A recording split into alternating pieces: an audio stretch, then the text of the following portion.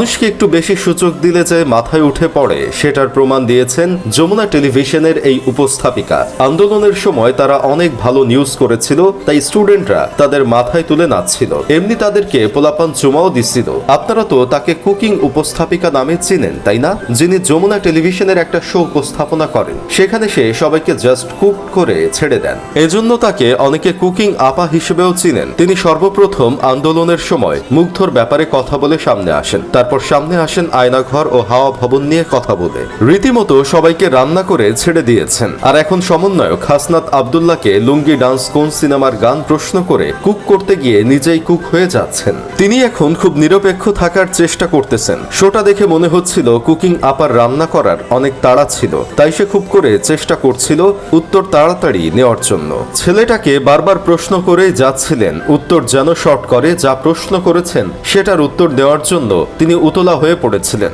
এসব নিয়ে হচ্ছে এখন সমালোচনা। কেউ কেউ বলতেছে বেশি বাক স্বাধীনতা পেয়ে একটু বেশি উপরে উঠে যেতে চাচ্ছেন তিনি, আবার কেউ কেউ বলতেছে উপস্থাপিকা যা করেছেন সঠিক করেছেন, কেননা নিচের বিরুদ্ধে গেলেই খারাপ হয়ে যাবে নাকি। এখন দেশ স্বাধীন বলতেছেন ঠিকই, কিন্তু স্বাধীনভাবে কথা বললেও মেনে নিতে পারতেছেন না কেন?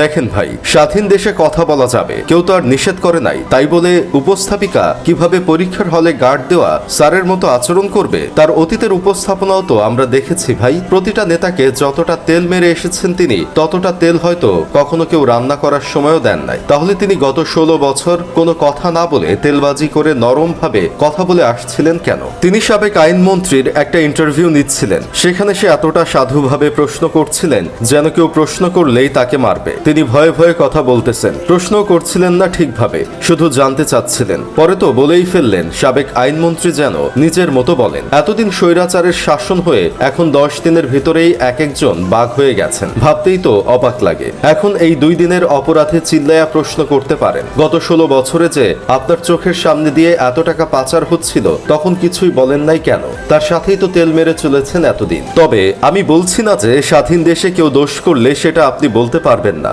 দোষ করলে অবশ্যই বলবেন। তবে এখানে একটা কথা আছে, আপনি যখন যেই স্বাধীনতা নিয়ে গলা ফাটিয়ে এভাবে আওয়াজ তুলে প্রশ্ন করতে পারতেছেন সেটা আগে পারেন নাই। মাত্র 10 দিনে ছাত্রদের আপনি ভুল ধরছেন এবং প্রকাশ্যে তা বলতে পারছেন, এতেই প্রমাণ হয় যে দেশ স্বাধীন হয়েছে। কারণ গত 16 বছর ধরে আপনাদের মুখ টোটালি বন্ধ ছিল, কাউকে একটা ফুলের টোকা দিয়েও কথা বলতে পারেননি।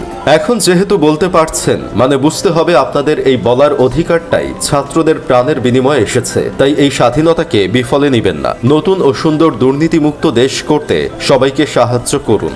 আবার কিছু আফসোস লীগের মানুষ বের হয়ে গেছে, যারা কিছু হইলেই বলে বেড়ায় এমন স্বাধীনতা কি আমরা চেয়েছিলাম? আপনি কেমন স্বাধীনতা চেয়েছিলেন তা জানতে কেউ আগ্রহী নয়। আগে তো পা চাটতেন, এখন আবেগ চাটতেছেন। সো এসব ভণ্ডামি থেকে বের হয়ে আসেন। যাই হোক, শেষমেশ আমি গোলাম হোসেন একটা কাজের কথা কই, এখন যেভাবে কথা বলার সুযোগ পাচ্ছেন, সামনেও যেন দুর্নীতির বিরুদ্ধে এভাবেই কথা বলতে পারেন।